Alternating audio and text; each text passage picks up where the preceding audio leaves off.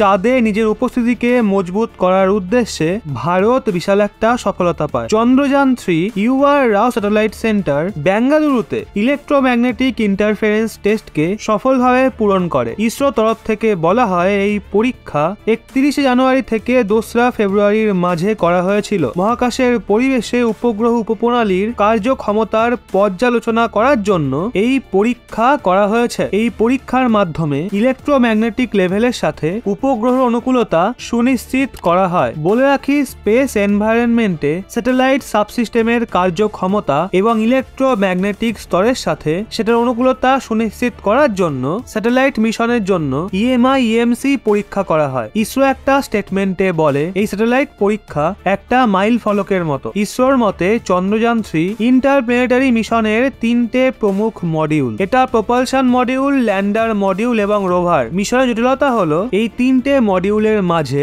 Radio frequency সঞ্চার link স্থাপন করা। চন্দ্রযান 3 চন্দ্রযান 2 এর পরবর্তী মিশন। এর থেকে ভারত এটা প্রমাণ করবে চন্দ্র পৃষ্ঠে সুরক্ষিতভাবে নামতে এবং এদিক ওদিক ঘোরার জন্য শুরু থেকে শেষ পর্যন্ত সম্পূর্ণ ক্ষমতাই রয়েছে। চন্দ্রযান চন্দ্রপৃষ্ঠে নামার সাথে সাথে আশেপাশের তথ্য সংগ্রহ করবে। এরই সাথে চন্দ্রযান 3-তে অনেক ধরনের সিস্টেমের ব্যবহারও করা হয়েছে, যেই কারণে চন্দ্রযান 3 চাঁদ থেকে তাপ পরিবাহিতা, তাপমাত্রা, ভূমিকম্প এবং ওরকম আরো পরিসংখ্যান জোগাড় করতে সক্ষম থাকবে। সব থেকে বিশেষ ব্যাপার হলো এতে ল্যান্ডার এবং রোভার কনফিগারেশন শামিল রয়েছে, যেই কারণে প্রপালশন মডিউল ল্যান্ডার এবং রোভারের কনফিগারেশনকে 100 কিলোমিটারের দূরত্বে নিয়ে যেতে পারবে। বলে রাখি 2019 সালে চন্দ্রপৃষ্ঠে চন্দ্রযান দুর্ঘটনাগ্রস্ত হওয়ার কারণে চাঁদে রোভারের সফট ল্যান্ডিং অর্থাৎ ভারতের এই প্রথম প্রয়াস ব্যর্থ হয়েছিল। সম্ভাবনা রয়েছে চন্দ্রযান 3-কে